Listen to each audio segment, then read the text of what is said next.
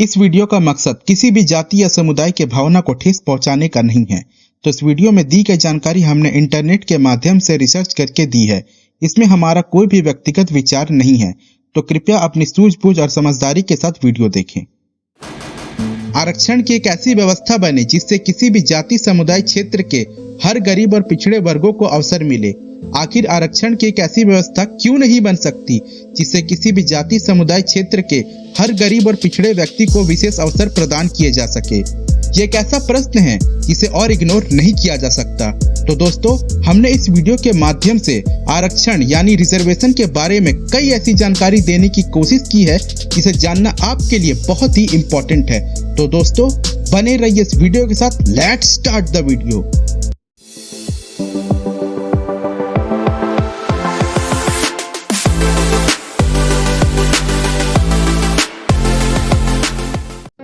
केंद्र सरकार ने कन्वर्टेड हुए दलित मुसलमानों और ईसाइयों को आरक्षण का लाभ ना देने के पक्ष में जो तर्क सुप्रीम कोर्ट के समक्ष दिए, उनसे असहमत नहीं हुआ जा सकता।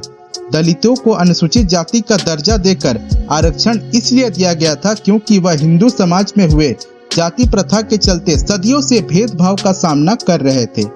आरक्षण देने का उद्देश्य उन्हें समाज में मुख्य धारा में लाना था। यह सुविधा उन दलितों को नहीं दी गई जो मुस्लिम या ईसाई बन गए, क्योंकि यह दोनों समुदाय ये कहते हैं कि उनके यहाँ ना तो किसी तरह का जातिवाद है और ना ही जाति भेद। आमतौर पर दलितों को यह लालच देकर कन्वर्ट कराया जाता है कि उन्हें जातिवाद से छुटकारा मिल जाएगा। अगर दलितों को यह पता होता कि मुस्लिम या ईसाई बनने के बाद भी उनके साथ भेदभाव होगा तो वे कभी कन्वर्ट ही ना होते।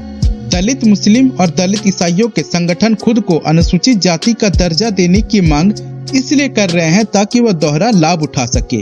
पहला अनुसूचित जाति का और दूसरा अल्पसंख्यक दर्जे का। यदि कन्वर्ट होकर मुस्लिम और ईसाई बने दलितों को अनुसूचित जाति का दर्जा और फिर आरक्षण का लाभ दिया गया तो छल बल और धोखे से उनके कन्वर्सन का अभियान और भी ज्यादा जोर पकड़ सकता है, क्योंकि भारत में कन्वर्सन राष्ट्र की आत्मिक चेतना को कमजोर करता है। लिहाजा इसे हर हाल में डिस्करेज करना होगा।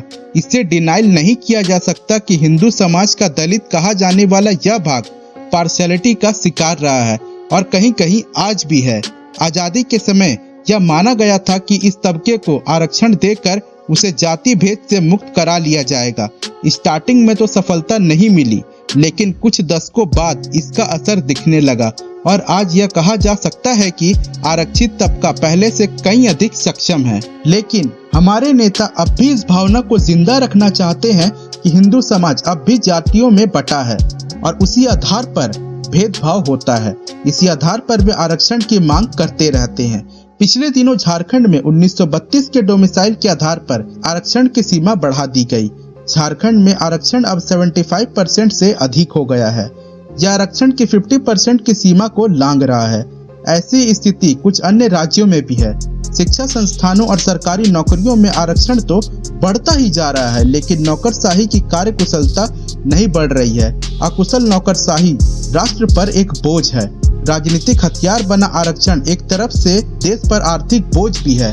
आरक्षण के दायरे में आने वाली आबादी 50% से अधिक है, लेकिन कोई भी सरकार हो बढ़ती जनसंख्या के अनुपात में नौकरियों का सृजन नहीं हो सकता। यही कारण है कि आरक्षण के दायरे में आने वाले कम लोगों को ही सरकारी नौकरियां मिल पाती है, क्योंकि आरक्षण के जरिए नौकरी ना पाने वाले भी अपने पैरों पर खड़े होकर देश के विकास में योगदान दे रहे हैं।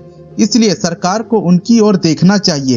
यह एक ऐसा फैक्ट है कि गरीबी केवल आरक्षण के दायरे में आने वाले वर्गों में ही नहीं, अन्य वर्गों में भी परिपूर्ण है। इसी को ध्यान में रखते हुए 2019 में संविधान संशोधन के जरिए 10% आर्थिक आरक्षण का प्रोविजन लाया गया। यह आर्थिक रूप से कमजोर वर्गों को दिया जाता है। पिछले दिनों सुप्रीम कोर्ट ने बहुमत से दिए अपने फैसले में आर्थिक आरक्षण को उचित ठहराते हुए कहा था कि इससे आरक्षण की 50% सीमा का उल्लंघन नहीं होता। इससे सरकार को राहत मिली है। लेकिन अगर गरीबी को दूर करना है तो गरीबों को आरक्षण के साथ साथ उनके लिए अन्य योजनाओं को भी चलाना होगा, जिससे वे सक्षम बनकर देश के विकास में भागीदार बन सके। आर्थिक आरक्षण को सही ठहराते हुए सुप्रीम कोर्ट की जज बेला त्रिवेदी ने आरक्षण की जांच की भी बात कही। इस तरह की बात पहले भी उठती रही है, परंतु आरक्षण के प्रॉफिट एंड लॉस पर खुलकर बहस नहीं हो पा रही है। कम से कम अब तो आरक्षण पर सही ढंग से बहस होनी ही चाहिए, ताकि सभी वंचित पिछड़े वर्ग के लोग मुख्य धारा में शामिल होकर देश की प्रगति में योगदान कर सके। आर्थिक आरक्षण पर सुप्रीम कोर्ट के फैसले के बाद आर्थिक आरक्षण की विसंगतियों की चर्चा तो हो रही है, लेकिन ऐसी चर्चा जातिगत आरक्षण को लेकर भी होनी चाहिए, क्योंकि यह एक तथ्य है कि अभी ऐसी कोई ठोस व्यवस्था नहीं बन सकी है जिससे कि सभी तरह के लोगों को ही आरक्षण मिलना सुनिश्चित किया जा सके।